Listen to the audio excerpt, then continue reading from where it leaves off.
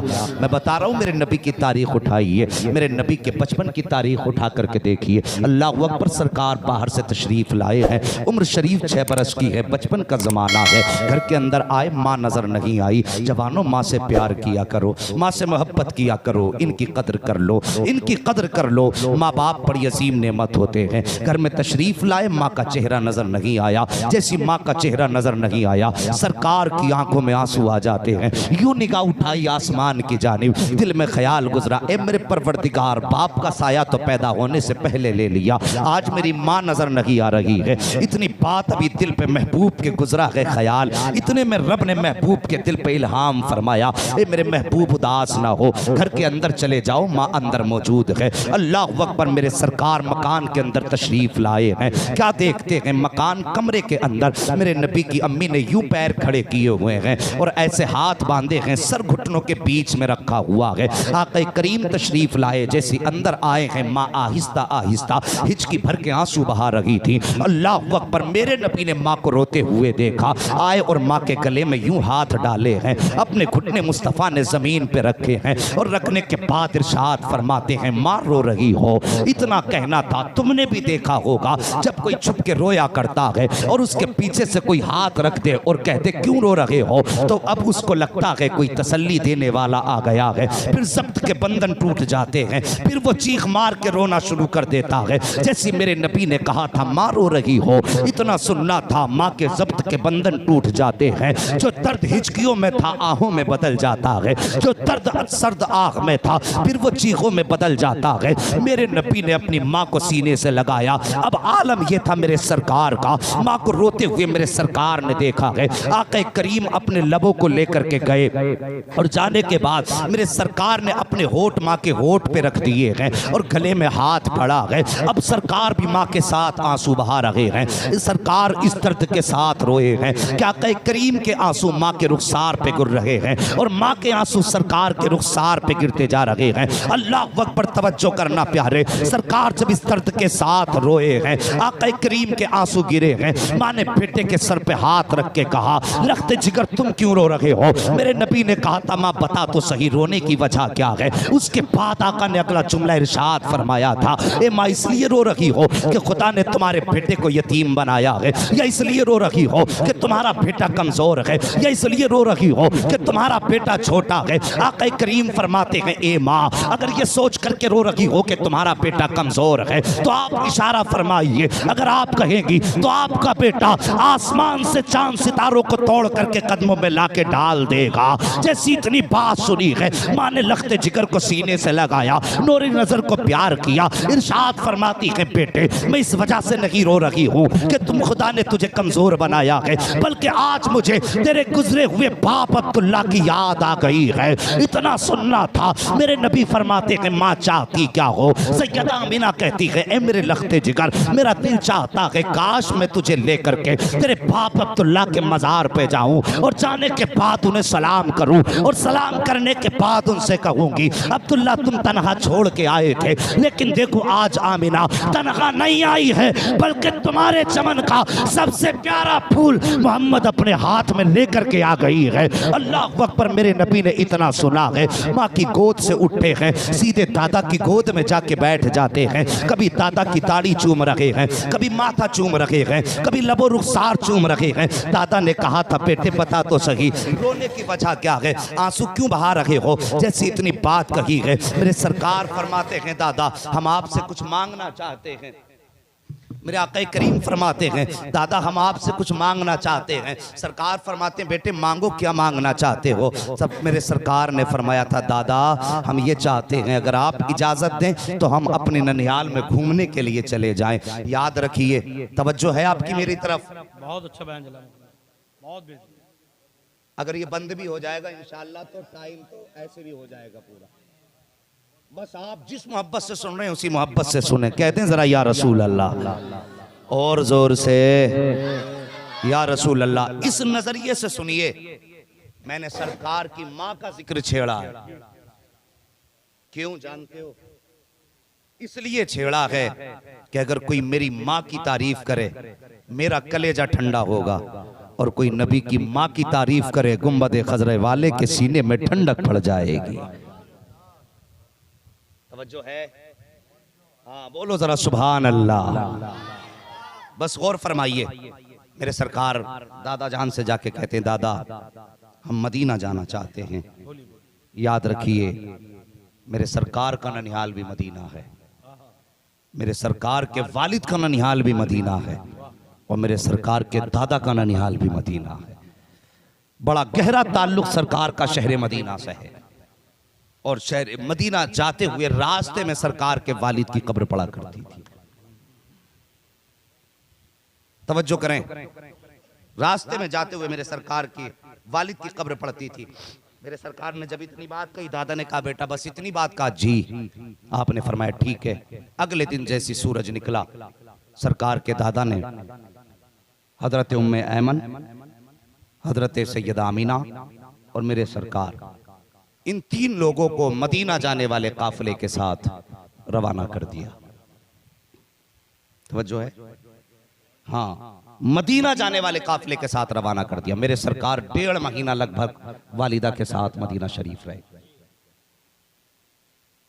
1.5 महीना वापस आ रहे थे काफिले के साथ। मकाम अब्वा में पहुंचे, वालिद की कब्र पे हाजिरी दी।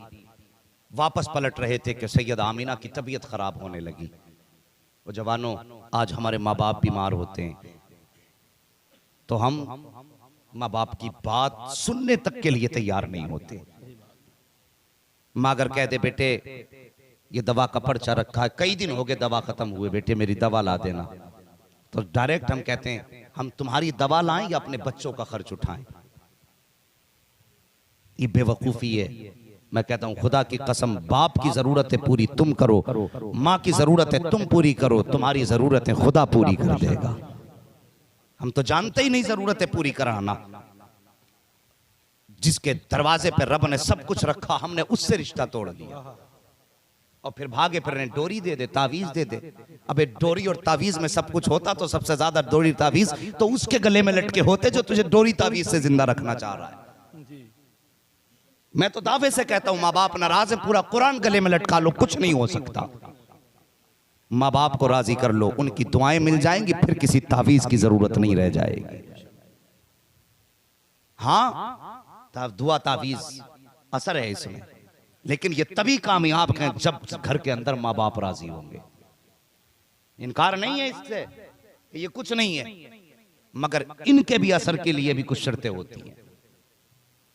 अगर माँ बाप बीमार हैं उनकी फिक्र करें। मेरे नबी की वालिदा की तबीयत खराब हुई, रास्ते में काफिले के साथ आ रहे हैं, तबीयत इतनी बिगड़ने लगी, इतनी बिगड़ने लगी। जब तबीयत बिगड़ी तो हजरत हलीमा हजरत सैयदा आमीना कहती हैं, उम्मे ऐमन कहा जी सैयदा, का अब मुझसे सवारी पे बैठा नहीं जाता, कहना क्या चाहती हो? का काफिले से कह दो जरा ठहर जाए, कुछ देर आराम कर लें, जब तबीयत सही हो जाएगी फिर हम चलेंगे। काफिला ठहर गया, दोपहर का वक्त था। सरकार माँ के सर को गोद में लेकर के बैठे हैं। अल्लाह अकबर। वक्त गुजरता गया, शाम का वक्त करीब आने लगा। बजाय इसके कि तबीयत सुधरती, तबीयत बिगड़ती गई, बिगड़ती गई। तबीयत जब बिगड़ती गई, शाम का वक्त होने लगा, तब काफिले वालों ने कहा था, ए उम्मे ऐमन, सैयदा से पता करो, अगर ये साथ चलें तो हम ठहरते हैं, और अगर ये साथ ना जाएं तो फिर हमें जाने की इजाजत दे दो, ताकि हम अपने वक्त से अपना सफर कर सकें। जैसी काफिले ने इतनी जाने की बात कही, ये आवाज मेरे नबी के कानों से टकराई है। जरा सोचो तो सही, चारों तरफ जंगल है, दूर दूर तक किसी तबीब का पता नहीं है, एक 6 साल का बच्चा है, एक खातून उम्मे ऐमन है, और काफिला है कि जाने की बात कर रहा है, सूरज है कि छुपने लगा है, काफिला अपने सफर की तैयारियों में है। मेरे नबी ने माँ का चेहरा देखा, आंख में आंसू आ गए। माँ ने कहा, बेटे इन्हें जाने की इजाजत दे दो। जब काफिले को जाने की इजाजत मिली, काफिला जाने लगा। अल्लाह अकबर। 6 साल की उम्र मेरे सरकार की है। एक निगाह जाते हुए काफिले पे डाल रहे हैं, दूसरी निगाह छुपते हुए सूरज पे डाल रहे हैं, और माँ के सर को गोद में रख के मेरे नबी बैठे हुए हैं। जब तबीयत खराब होना शुरू हुई है, मेरे नबी माँ के बालों में हाथ डाल रहे हैं। फरिश्तों ने कहा था, या अल्लाह इजाजत दे दे, हम तेरे महबूब की माँ की खिदमत के लिए चले जाएं। पुराने जन्नत ने कहा था, रब इजाजत दे दे, रब ने फरमाया था, नहीं, मेरे महबूब का मामला है। अल्लाह अकबर। अब मंजर जरा मुलाहिजा कीजिए, काफिला चला जाता है, तबीयत बिगड़ने लग जाती है। अचानक हजरत हलीम, हजरत सैयदा आमीना अपनी आंखों को खोलती है और खोलने के बाद हजरत उम्मे ऐमन की तरफ देखती है और देखने के बाद इशारा करके बुलाया, कहा उम्मे ऐमन जरा करीब आ जाओ। हजरत उम्मे ऐमन करीब आई है। नबी की वालिदा ने अपने शहजादे का हाथ पकड़ा है और पकड़ने के बाद हजरत उम्मे ऐमन के हाथ में दे के कहा था, उम्मे ऐमन अब मैं दुनिया से जा रही हूँ, आज के बाद मेरे बेटे की जिम्मेदारी तेरे हवाले है। याद रखना जिन बच्चों की माएँ बचपन में चली जाती हैं वो बच्चे दीवार से लग के रोया करते हैं। याद रखना आज के बाद मेरा मोहम्मद दीवार से लग के न रोने पाए। अगर ये दीवार से लग के रोएगा तो आमीना की रूह तड़प जाएगी। इतना कहने के बाद आपने अपने शहजादे का हाथ उम्मे ऐमन के हाथ में दिया है और खुद आंसू बहा रही है। जैसी कुछ देर गुजरी है हजरत सैयदा आमीना ने यूं बाजू फैलाए हैं और फैलाने के बाद अपने बेटे की तरफ देखा और देखने के बाद फरमाया था, ए मेरे शहजादे मोहम्मद, आज से पहले तूने हजरत हलीमा सादिया से लोरियां सुनी है, उनकी बेटी सीमा से लोरियां सुनी है, उससे पहले तुमने सौबिया से लोरियां सुनी है। आज आखिरी बार अपनी माँ सैयदा आमीना से लोरियां सुन लो। ये कह के आवाज थी मेरे सरकार तोड़े हैं, माँ के सीने से लग जाते हैं। माँ ने शहजादे के आंसू पोंछे और इरशाद फरमाती है, मेरे शहजादे आंसू ना बहा, तेरी दुनिया में अजीम शान है, निराली शान है बेटे। जब तू पैदा हुआ था तो कोई आवाज दे रहा था और ये कह रहा था ये बच्चा बड़ी अजीम शान वाला है। आने वाले जमाने में इस बच्चे का रुतबा इतना बुलंद होगा, इतना बुलंद होगा कि सारा जमाना इस बच्चे का गुलाम बनाया जाएगा और इस बच्चे को सारे जमाने का इमाम बना दिया जाएगा। नारे तकबीर, नारे रिसालत, उलमा अहले सुन्नत, शाने मुस्तफा। फरमाया बेटे आंसू ना बहा। आप बातें करते करते बेहोश हो गई। मेरे नबी ने मां के सर को संभाला, गोद में रखा, एक हिचकी सैयदा आमीना ने ली और रूह कफ़स से उन शरीफ से परवास कर गई। जब मां का विसाल हुआ फरिश्तों में कोहराम मच गया। या अल्लाह ये क्या मामला है, बाप का साया तो पैदा होने से पहले ले लिया और अब माँ को भी 6 साल की उम्र में ले लिया। रब ने फरमाया मेरा महबूब है। फरिश्तों ने कहा या अल्लाह महबूबों के साथ तो ऐसा नहीं किया जाता। तो रब ने फरमाया फरिश्तों जो मैं जानता हूं वो तुम नहीं जानते। फरिश्तों ने कहा था या अल्लाह इस रात से पर्दा हटा दे, हमें भी बता। रब ने फरमाया मैंने माँ बाप का साया इसलिए ले लिया ताकि मेरे महबूब पे किसी का साया ना हो और सारे जमाने पे सिर्फ मेरे महबूब का साया होना चाहिए, इसलिए महबूब के सर से साया लिया। अल्लाह अकबर। मुहद्दिस देलवी फरमाते हैं जैसी माँ ने अपने होठ बंद किए, सांसें थमी, मेरे नबी ने अपना मुंह माँ के मुंह पे रखा और रो के कहा माँ और बोलो ना, माँ और बोलो ना। इतने में उम्मे ऐमन ने सरकार के कांधे पे हाथ रख के फरमाया बेटे जो चले जाते हैं वो बोला नहीं करते। मुहद्दिस देलवी फरमाते हैं 2 मरतबा उम्मे ऐमन ने कहा, सरकार ने फरमाया था माँ बोलो। फरमाते हैं अगर तीसरी मरतबा नबी कह देते माँ बोलो तो फरमाते हैं कि मलकुल मौत को रूह वापस करना पड़ जाती, सैयदा आमीना को उठ के बोलना पड़ जाता। जिंदाबाद नबी की शान है। अल्लाह अकबर। माँ का विसाल हुआ। उम्मे ऐमन बयान फरमाती जवानों जिनके माँ बाप दुनिया से चले गए कभी कब्रिस्तान भी चले जाया करो, कभी उनकी कब्रों पे भी चले जाया करो। मेरे नबी ने फरमाया जो जुमे के दिन अपने माँ बाप या माँ या बाप या किसी एक की कब्र पे जाएगा, मेरे नबी ने फरमाया हाजिरी देने जाएगा तो अल्लाह उसका नाम जन्नतियों के नाम में तहरीर फरमा देगा। जाया करो कब्रिस्तान, इसलिए कि वो तुम्हारा इंतजार करते हैं। यह अकीदा यह सोच न रखा करो वो मर गए तो मिट्टी में मिल गए। अगर वो मिट्टी में मिल जाते तो मेरा नबी जुमे के दिन जाने का हुक्म न देता। और सोचो जिसकी कब्र की मिट्टी देखने वाले को अल्लाह जहन्नमी है तो जन्नती बना देता है, तो सोचो जिसकी कब्र की मिट्टी देखने के इतने रुतबे बुलंद हो जाते हैं उसका चेहरा देखने में अल्लाह कितने रुतबे बुलंद फरमाता होगा। गौर किया करो इन बातों पर। सिर्फ मीठी बातें हजम नहीं, कभी कड़वी भी हजम किया करो। चले जाया करो वक्त मिला करे तो कब्रिस्तान।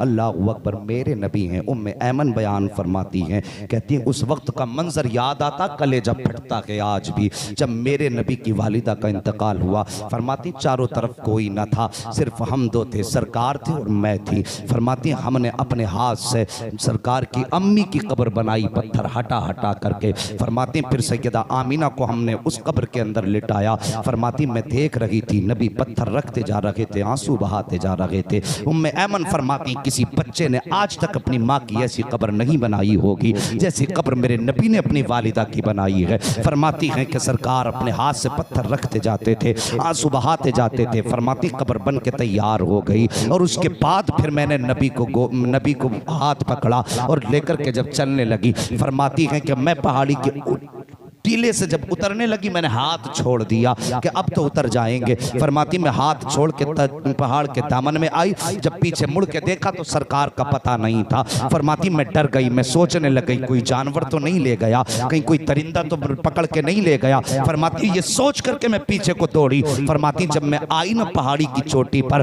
फरमाती जब मेरी निगाह सरकार के ऊपर पड़ी तो कलेजा फटने लगा था। फरमाती मैंने देखा नबी माँ की कब्र से लिपट करके रो रहे थे। अल्लाह अकबर। उम्मे ऐमन फरमाती है मैंने ये मंजर देखा, कलेजा टुकड़े टुकड़े होने लगा था। मैं दौड़ करके गई, मैंने सरकार का हाथ पकड़ा, हाथ पकड़ के अपनी सवारी पर सरकार को बैठाया है और जब मक्के की तरफ लेकर के चली मेरे सरकार मुड़ मुड़ के अपनी माँ की कब्र अनवर को देख रहे थे। फरमाती वो अजीब मंजर था जिस वक्त मेरा नबी मुड़ मुड़ के माँ के कदमों को देख रहा था। एक दिन था कि नबी अपने हाथ से माँ की कब्र बना रहे थे और कब्रिस्तान में जाने से रोकने वालों, कब्रों के निशान मिटाने की बात करने वालों, कभी नबी की जिंदगी भी उठा के देख लिया करो ताकि तुम्हारे मुंह पे ताला लग जाए। मेरे नबी फरमाते, हजरत उम्मे ऐमन फरमाती है कि नबी मुड़ मुड़ के माँ की कब्र को देख रहे थे। एक दिन वो था कि नबी माँ की कब्र बना करके आए हैं, फिर एक दिन वो आया है मेरे नबी ने ऐलान नबुव्वत फरमाया है, फिर यही मस्जिद नबवी है, इसी की दीवार से सरकार टेक लगा करके बैठे हैं और सरकार के सर घुटनों पे रखा हुआ है, सरकार आंसू बहा रहे हैं। हजरत उमर फारूक आजम ने आके कहा था या रसूल अल्लाह अगर किसी ने जबान चलाई हो तो जबान काट देंगे, अगर किसी ने आंख चलाई हो तो आंख को निकाल देंगे, अगर किसी ने हाथ चलाया होगा तो हाथ काट देंगे। सरकार बताइए तो सही, किसी ने तकलीफ पहुंचाई है तो अपने पास जवान बेटे मौजूद हैं, अपनी जिंदगियां लुटा देंगे, हुजूर तकलीफ नहीं होने देंगे। मेरे नबी ने फरमाया था उमर किसी ने तकलीफ नहीं दी है, किसी ने हाथ नहीं चलाया है, किसी ने आंख नहीं दिखाई है। तब हजरत उमर ने कहा था या रसूल अल्लाह अगर किसी ने आंख नहीं दिखाई है तो बताइए रोने की वजह क्या है। मेरे सरकार फरमाते हैं उमर आज मोहम्मद को अपनी माँ की याद आ गई है, आज आमीना की याद आ गई है। तब उमर ने कहा था या रसूल अल्लाह कि आज भी आपको माँ की याद आया करती है। मेरे सरकार फरमाते हैं हाँ उमर आज भी मुझे माँ की याद आया करती है। हजरत उमर ने कहा था आका बताइए तो सही क्या याद आती है। मेरे सरकार ने फरमाया था उमर मेरा दिल ये कहता है काश आज मोहम्मद की माँ जिंदा होती, आज मेरी माँ होती, मेरे हुजरे के अंदर होती, मैं मस्जिद नबवी के मुसल्ले पे होता, नमाज पढ़ाता होता, कुरान की तिलावत करता होता। आहिस्ता से पर्दे के पीछे से एक आवाज आ जाती। फरमाते मेरे कान ये चाहते हैं काश मेरे हुजरे से आवाज आती और मेरी माँ आवाज दे के कहती बेटा मोहम्मद मेरी बात सुन जा।